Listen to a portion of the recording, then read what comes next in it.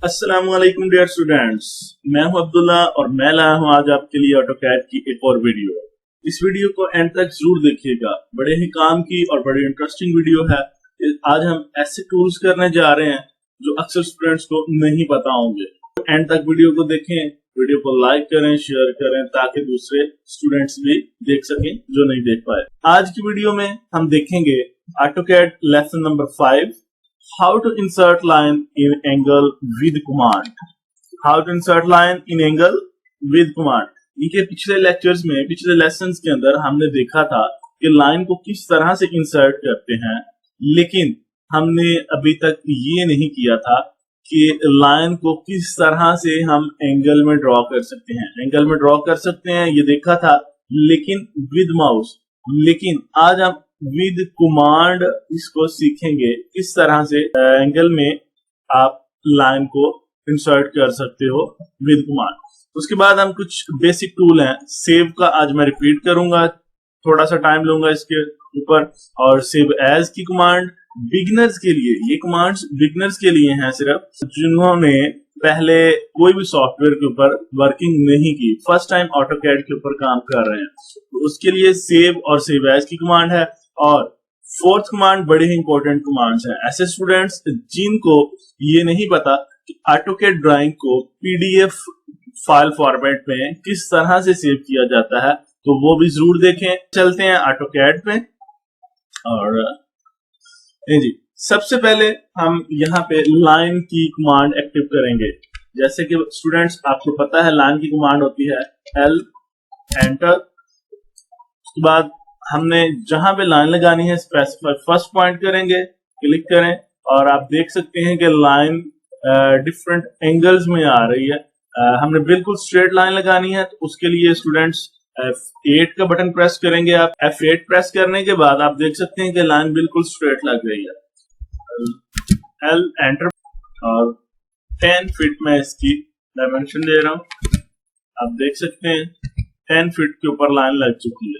जब हम ये चाहते हैं कि हमारी जो लाइन है स्क्रीन से बाहर नजर आ रही, बाहर चले गई है, हम इसको फुली स्क्रीन पे शो करवाना चाहते हैं, तो उसके लिए हमारे पास शॉर्ट कमांड होती है Z enter E complete screen के ऊपर आ गया। उसके बाद आप स्टूडेंट्स हम ये देखना चाहते हैं कि किस तरह से हम इसको चेक कर सकते हैं कि ये 10 फीट की लाइन है या नहीं। तो यहाँ पे आप ब्लू नोड के ऊपर आएंगे और आप देख सकते हैं कि ये 10 फीट शो करवा रहा है।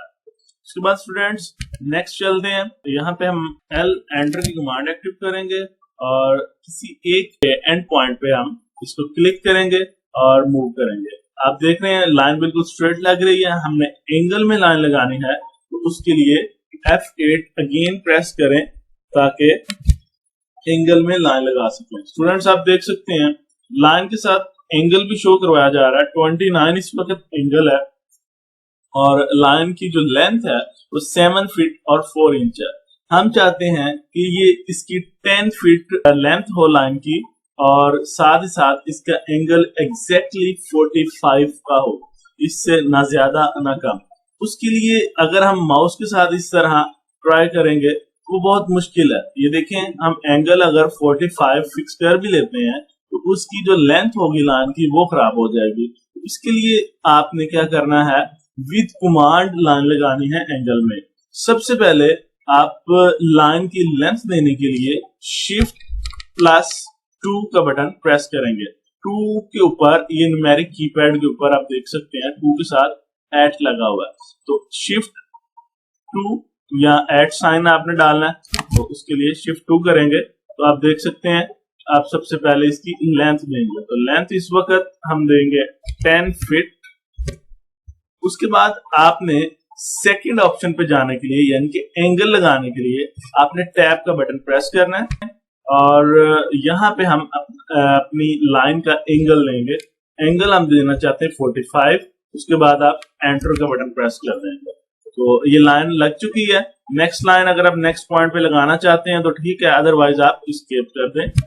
स्केप करने के बाद अब आप देख सकते हैं इस लाइन को हमने ये देखना है कि क्या ये एग्जैक्टली 45 के एंगल पे लगी है और इसकी लेंथ एग्जैक्टली 10 फीट है या नहीं। इसके ऊपर आप लाइन पे क्लिक करें, आप ब्लू नोट पे आके यहाँ पे माउस स्टॉप कर दें माउस को और यहाँ पे आप देख सकते हैं कि लाइन का जो एंगल है 45 शो हो रहा है और उसकी लेंथ जो है 10 फीट शो हो रही है।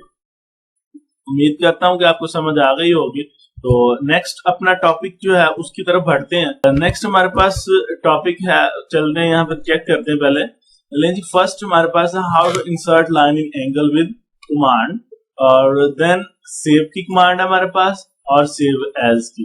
तो सेव और सेव एज करने से पहले स्टूडेंट्स मैं यहाँ पे एक और चीज ऐड करना चाह रहा हूँ।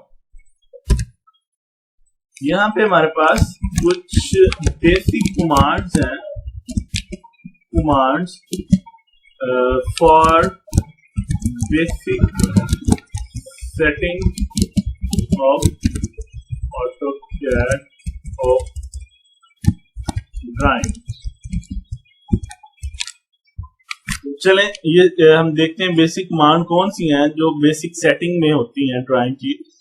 चलते हैं वापस AutoCAD में, और यहाँ पे आप देख सकते हैं कि ये आपका जो सिंबल, आपका कर्सर जो शो हो रहा है, तो ये बिल्कुल स्मॉल सा साइज का शो हो रहा है। आपने ये देखते हैं लाइन सेलेक्ट की, लाइन को अगर आपने यहाँ पे ये ब्लू नोट जो है आपका बिल्कुल स्मॉल साइज का शो हो रहा है, आपको थोड़ा सा मसला बनता है इसमें एग्जैक्टली इसके ऊपर स्टॉप करने में। तो इसके लिए आपने एक कमांड है OP एंटर ऑप्शंस के लिए।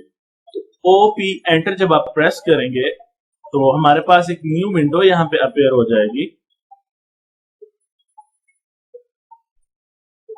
ये स्टूडेंट्स आप देख सकते हैं ऑप्शंस के नाम से, ऑप्शन के नाम से हमारे पास विंडो अपेयर हुई है। इसमें आपने चले जाना है ड्राफ्टिंग के अंदर। ड्राफ्टिंग में आप देख सकते हैं ऑटो स्नैप मार्कर साइज। इसका जो मार्कर साइज है वो हम कुछ बड़ा कर लेंगे पहले की निस्बत ये, और ये हमारा जो कर्सर था माउस उसके सेंटर में एक क्यूब शो हो रहा था, रेक्टेंगल छोटा सा, तो उसको भी बड़ा कर सकते हैं। चलते हैं नेक्स्ट सिलेक्शन पे। ये हमारा जो ब्लू नोट था जहां पे हम क्लिक करते हैं एग्जैक्टली, उसको भी थोड़ा बड़ा कर लेते हैं। एंड ये हमारे पास पिक बॉक्स साइज है, इसको भी थोड़ा साइज बड़ा कर लेते हैं। चलेंगे इसको अप्लाई करते हैं, ओके करते हैं, और अब आप देख सकते हैं कि ये आपका जो माउस है, आपका कर्सर है, इसका भी साइज बड़ा हो चुका है। ये प्लस के सिंबल के अंदर जो रेक्टेंगल छोटा सा बॉक्स लगा हुआ है ये बड़ा हो गया। अगर आप इसके ऊपर लाइन पे क्लिक करते हैं आप देख सकते हैं ये ब्लू नोट भी बड़े हो चुके हैं। आप आसानी से इसके ऊपर स्टॉप कर सकते हैं अपना माउस, हो गया। उसके बाद आप चलते हैं नेक्स्ट हम पॉइंट पे, पहले चेक करते हैं क्या है। उसके बाद हमारे पास है जी सेव और सेव एज की कमांड। सेव और सेव एज की कमांड स्टूडेंट्स पिछले लेसन के अंदर मैं सेव और सेव एज पर सेव पर सिर्फ काम कर चुका हूँ, सेव एज पर काम करते हैं। उसके लिए मैं थोड़ा सा सेव को रिवाइज कर देता हूँ। ऑफिस बटन, यहाँ पे हम चलेंगे, हमने जो अपने फाइल के अंदर वर्किंग की हुई है इसको सेव करना हमने, तो यहाँ पे क्लिक करेंगे, या फिर हमारे पास यहाँ इसकी शॉर्टकट की है Ctrl+S। तो ये लोकेशन हम दे रहे हैं डेस्कटॉप स्क्रीन पे, हम इसको सेव करना चाहते हैं, और इसमें हम नेम देंगे इस फाइल का लेसन नंबर 5। इसको लोकेशन सेव इन और फाइल नेम लेसन नंबर 5, इसको सेव करते हैं। और देख सकते हैं आप अपने टाइटल बार के ऊपर AutoCAD 2013 के बाद ये हमारे पास उसका एड्रेस और ये लास्ट पे लेसन नंबर 5 इसके फाइल का नेम, ड्राइंग का नेम शो हो रहा है। यानी हम फाइल को सेव तो कर चुके हैं, अब सेव एज का क्या मकसद है हम ये देखना चाहते हैं। तो सेव एज का मकसद ये होता है कि अगर आप बाद में अपने ड्राइंग के, इसके अंदर 3 पॉइंट्स आ सकते हैं। आप ड्राइंग का नेम चेंज करना चाहते हैं, पहले हमने लेसन नंबर 5 लिखा हुआ है, हम चाहते हैं कि इसको लेसन नंबर 6 या 7 या कोई अदर नेम दे दें। और इसके अलावा दूसरा इसका मकसद ये होता है कि आप पहले डेस्कटॉप पे सेव कर चुके हैं, अगर आप चाहते हैं कि डेस्कटॉप स्क्रीन पे सेव ना हो बल्कि किसी और ड्राइव में सेव हो, C/D/E/F ड्राइव में या माई डॉक्यूमेंट्स में, डाउनलोड्स में, किसी और फोल्डर के अंदर आप सेव करना चाहते हैं, तब भी आप सेव एज से हेल्प ले सकते हैं। और थर्ड जो है इसका ऑप्शन वो है ड्राइंग का फॉर्मेट। अगर आप चेंज करना चाहते हैं, हम चाहते हैं कि ड्राइंग को एज PDF सेव कर दें ताकि वो कोई और बंदा इसके अंदर एडिटिंग ना कर सके। तो जो भी हमने एडिटिंग की हुई है उसके मुताबिक ड्राइंग सेव हो जाए। तो लेट्स सी, देखते हैं सेव एज को कैसे यूज करेंगे। सेव एज पे क्लिक किया मैंने और यहाँ पे आप देख सकते हैं फाइल नेम हमने दिया था लेसन नंबर 5। आप चाहें तो यहाँ पे लेसन नंबर 5 नेम चेंज कर सकते हैं। नेम हम वही रहने देते हैं, ये आपकी मर्जी है चेंज करना चाहें या नहीं करना चाहते। और इसको हम चेंज करके डॉक्यूमेंट्स में ले जाते हैं, माय डॉक्यूमेंट्स, और इसको सेव कर देते हैं। पीडीएफ फाइल फॉर्मेट में किस तरह सेव करना है वो नेक्स्ट स्टेप पे दोबारा देखते हैं। सेव करता हूं मैं इसे। आप देख सकते हैं कि नेम तो वही है, अगर आपने चेंज किया होता तो यहाँ पे जरूर चेंज हो जाता। और सेकंड ऑप्शन हमारे पास है जिसको मैं मिनिमाइज कर रहा हूँ और इसको भी मिनिमाइज कर रहा हूँ। आप देख सकते हैं ये हमारे पास पहली फाइल तो मौजूद थी लेसन नंबर 5 के नाम से डेस्कटॉप स्क्रीन पे।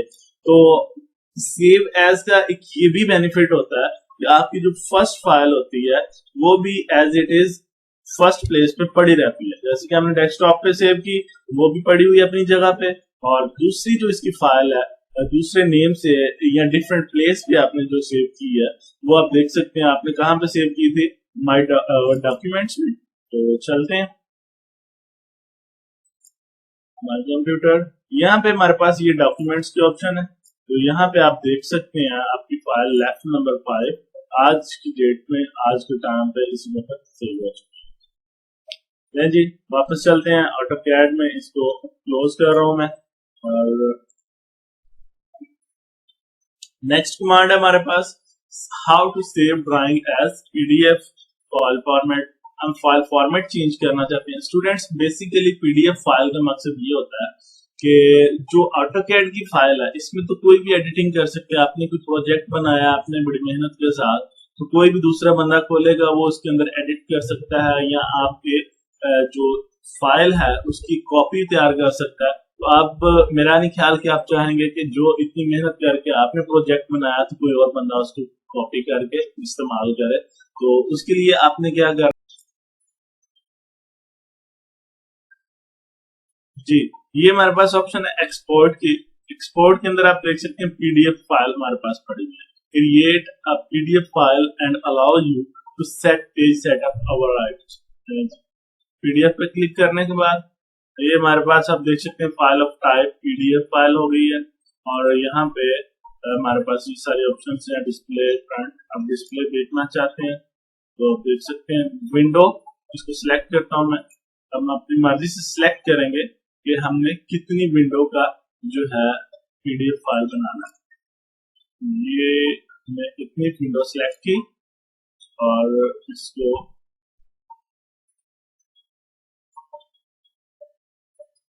सेव करते हैं।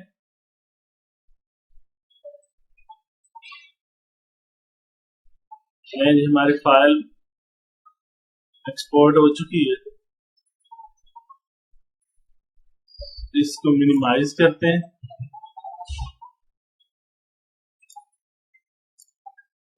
और हम देखते हैं कि हमारी फाइल कहाँ पे है। ये हमारे पास हमारी फाइल जो है कंप्लीट शो हो जाएगी। ये आप देख सकते हैं ये पीडीएफ फाइल बन चुकी है। अब इसके अंदर कोई भी चेंजिंग नहीं हो सकती। जब भी आपका कोई प्रोजेक्ट जो है फाइनल हो जाएगा उसके बाद आपने उसको पीडीएफ फाइल में इस तरीके से सेव कर देना, एक्सपोर्ट कर देना। जी आज के लेसन हमारा कंप्लीट हो चुका है और मैं उन स्टूडेंट से रिक्वेस्ट करूंगा कि जिन्होंने अभी तक फर्स्ट 4 लेसन नहीं सुने, उसमें बेसिक बहुत सी चीजें बताई गई हैं, तो जरूर वो पहले 4 लेसन जरूर सुने। मजीद इस तरह की वीडियो देखने के लिए हमारे चैनल को जरूर सब्सक्राइब करें और हमारी वीडियोस को लाइक और शेयर करना मत भूलिएगा। नई वीडियो के साथ हाजिर होता हूं इंशाल्लाह, और तब तक के लिए अल्लाह हाफिज।